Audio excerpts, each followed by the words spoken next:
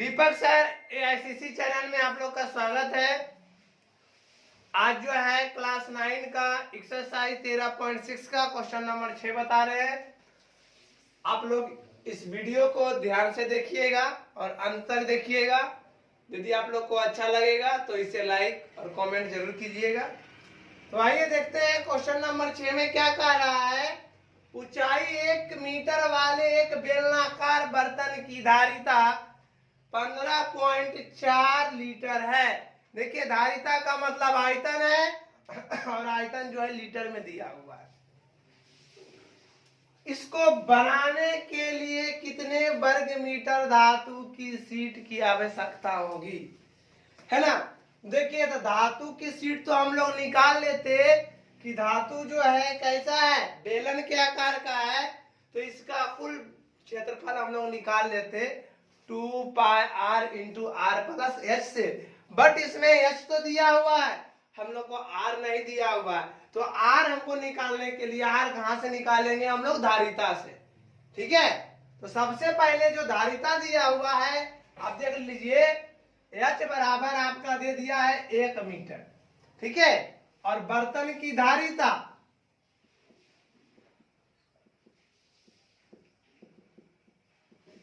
15.4 litre. Litre को जो है हम लोग मीटर में बदल लेंगे। तो जानते हैं 1000 से क्या करेंगे, भागा दे देंगे। समझ में आ रहा है। देखिए 1 2 3 ये आपका मीटर हो जाएगा। 1 2 3 इधर से कर दो, 1 2 3, एक तो इधर था, ठीक है ना, एक इधर, 1 2 3 टोटल कई अंक के बाद 1 2 3 4 अंक के बाद इतना मीटर हो जाएगा। समझ गए, धारिता है मीटर क्यू में, कोई दिक्कत नहीं ना। अब हम लोग क्या निकाल लेंगे, इसका त्रिज्या जब हम लोग को मालूम हो जाएगा तो चलिए लिखेंगे हम लोग बेलनाकार बर्तन की धारिता बराबर पाई आर स्क्वायर एच। यही होता है ना, 2 पाई आर एच आपका वक्र पृष्ठीय क्षेत्रफल होता है। 2 pi r into are plus h कुल पृष्ठीय क्षेत्रफल होता है। आप लोग को इस वीडियो के माध्यम से भी आप लोग को हम बताए हैं कि किस टाइप से याद करना है।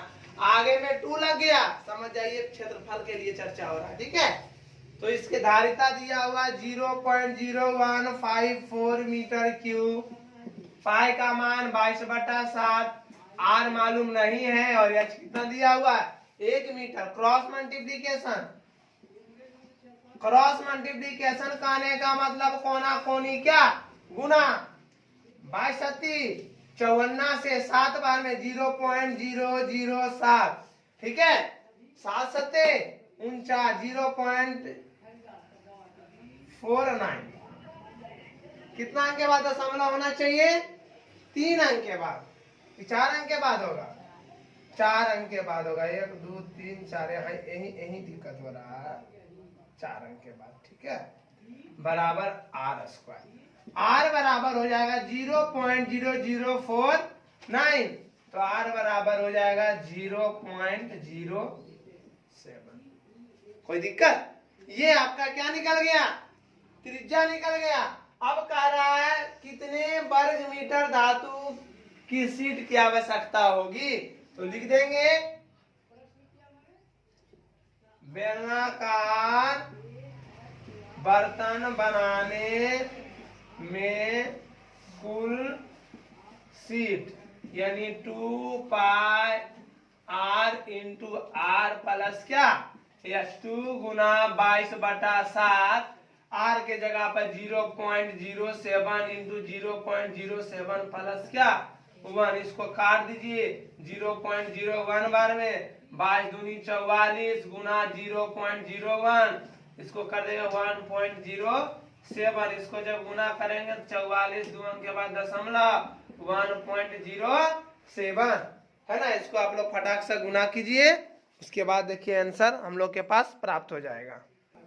देखिए जब इसको गुना करेंगे ना 0.4708 ये आपका क्षेत्रफल है ना, तो मीटर स्क्वायर, ये आपका आंसर। देखिए इतना लफड़ा हम लोग को नहीं करना पड़ता, कब, जब त्रिज्या दे देता तब। त्रिज्या नहीं दिया हुआ था, आयतन दिया हुआ था, आयतन से हम लोग त्रिज्या ज्ञात किए, उसके बाद हम लोग कुल पृष्ठीय क्षेत्रफल ज्ञात कर लिए।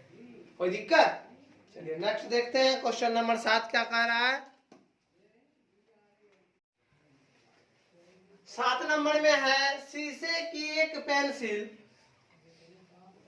लकड़ी के एक बेलन के अभ्यंतर में ग्रेफाइट से बने ठोस बेलन को डालकर बनाई गई है।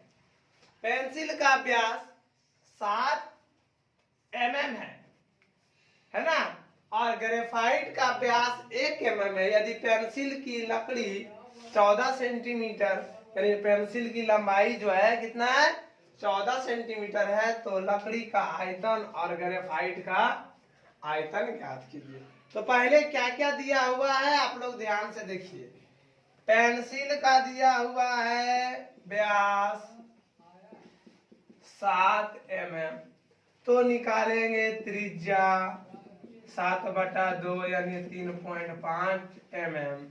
दिया हुआ है ऊंचाई सेंटीमीटर में, तो mm को सेंटीमीटर में बदलने के लिए 10 से भागा देते हैं, यानी 0.35 सेंटीमीटर। कोई दिक्कत? ये आपका पेंसिल का निकल गया। अब ग्रेफाइट का लिखेंगे। ग्रेफाइट का व्यास 1 mm, तो त्रिज्या हो जाएगा, इसको बड़ी आर मान लेंगे हम लोग, क्या दो त्रिज्या आ रहा है ना, तो 1/2 mm यानी 0.5 mm। इसको बदलेंगे 0.5/10, तो ये हो जाएगा सेंटीमीटर में 0.05 सेंटीमीटर। ये त्रिज्या निकल गया। मांग रहा है जानते हैं किसका, तो ऊंचाई दे दिया है 14 सेंटीमीटर। तो लकड़ी का आयतन दिया हुआ है, पेंसिल का ना व्यास, लकड़ी का मांग रहा है, तो उसमें लकड़ी कितना है, तो लिखेंगे लकड़ी का आयतन बराबर पाई बड़ी आर स्क्वायर माइनस छोटी आर इंटू एच। बताए थे दो वो जब त्रिज्या दिया हुआ रहता है तब, समझ रहे हैं। तो पाई का मान 22/7, आर कितना है 0.35 का होल स्क्वायर माइनस 0.05 का इंटू एच कितना है बउआ 14 है ना। इसको काट दीजिए, 7 दूनी 14, 5 दूनी 44, इसको एक बार जोड़ दीजिए और एक बार क्या करेंगे, या आपका इच्छा है कि जोड़े नहीं था, एक बार 35 का स्क्वायर फिर 5 का स्क्वायर कीजिए, जैसे आपको आसान पड़े उस तरह से कर सकते हैं। 44 गुना, इसको जब जोड़ेंगे ना तो 0.40 गुना, इसको जब घटाएंगे तो 0.3। 44 गुना 4 तिया 12, 2 गो 0, को अंक के बाद दशमलव 4 अंक के बाद। अब देखिए इसको कर देंगे, 4 दूनी 8, 4 4 दूनी 8, 4 528, को 0 2 को 0 ना, कौन के बाद दशमलव 1 2 3 4, तो 1 2 3 4 यानी 5.28 दशमलव के बाद 0 का कोई वैल्यू नहीं रहता है। ये सेंटीमीटर क्यूब, ये किसका निकला, ये अभी लकड़ी का निकला है। फिर किसका मांग रहा है, ग्रेफाइट का आयतन, समझ गए ना। तो देखिए यहाँ पे निकाल देते हैं हम लोग ग्रेफाइट का आयतन, ये हो जाएगा पाई आर स्क्वायर क्या एच, पाई का मान 22/7। और ग्रेफाइट वाला देखिएगा त्रिज्या कितना है, ग्रेफाइट यहाँ है ना, इसका त्रिज्या क्या है 0.05, दो बार लिख देंगे 0.05 गुना 0.05, एच कितना है 14 है यानी 14, 7 दूनी 14, 5 दूनी 44 गुना 5 × 5 = 25, 4 अंक के बाद दशमलव बैठेगा नहीं, 1 2 3 4। अब कीजिए 25 है ना, कर दीजिए 44 गुना कितना 25, 5 × 20, 2 5 × 20, 2 कितना हो जाएगा 22 4 दूनी 8 4 दूनी 8 0 0 11 है ना। 11 पर डबल जीरो कहेंगे के बाद दशमलव 1 2 3 4 1 2 3 4 यहाँ हो जाएगा यानी 0.11 सेंटीमीटर क्यूब। ये आपका आंसर हो जाएगा। दशमलव के बाद जीरो का कोई वैल्यू नहीं रहता। लिख भी दीजिएगा तो कोई दिक्कत नहीं और नहीं भी लिखिएगा तो कोई कष्ट नहीं है। ठीक है, तो ये आपका यहाँ पे हम लोग निकाल दिए क्या, लकड़ी का आयतन और ये निकल गया ग्रेफाइट का आयतन। यदि पेंसिल का मांगता ना तो ये हमको माइनस और नहीं करना पड़ता, सीधे लगाते पाई आर स्क्वायर क्या यस। लेकिन मांगा क्या उसमें लकड़ी कितना है, तो लकड़ी के लिए ग्रेफाइट अलग करेंगे तब ना। तो देखो ग्रेफाइट वाला माइनस हुआ था कि नहीं त्रिज्या, बात समझ में आया।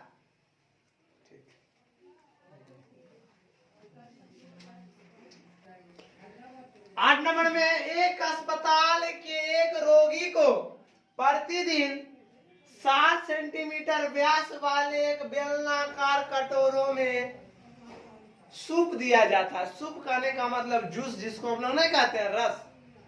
यदि यह कटोरा सूप में 4 सेंटीमीटर ऊंचाई तक भरा जाता है तो इस अस्पताल में 250 रोगियों के लिए प्रतिदिन कितना सूप तैयार किया जाता है। तो पहले कटोरा में कितना हट रहा है देखेंगे ना।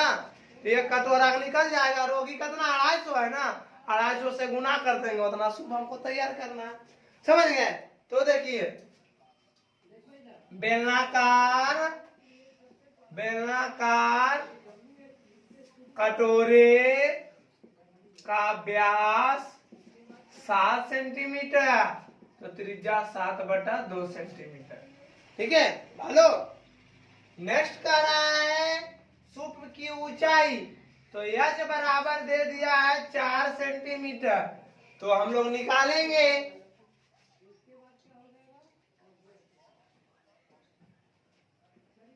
एक कटोरे का आयतन पाई आर स्क्वायर एच 22/7 7/2 गुना 7/2 और h का मान हो जाएगा 4। 7 7 खत्म, 2 दूनी 4 154 सेंटीमीटर क्यूब।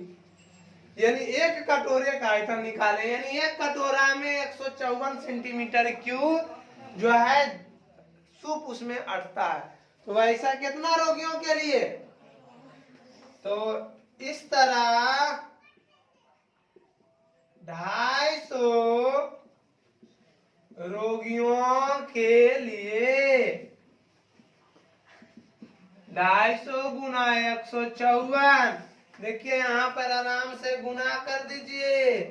5 चौका 20, 5 पचे 25, 2 27, 5 2 7, 4 दूनी 8, 5 दूनी 10, 2 1 3, 0 8 7 15 8, यानी 38 50 अरे वो 0 कितना सेंटीमीटर क्यूब जो है प्रतिदिन जो है हमको सूप तैयार करना पड़ेगा एक दिन के लिए, है ना।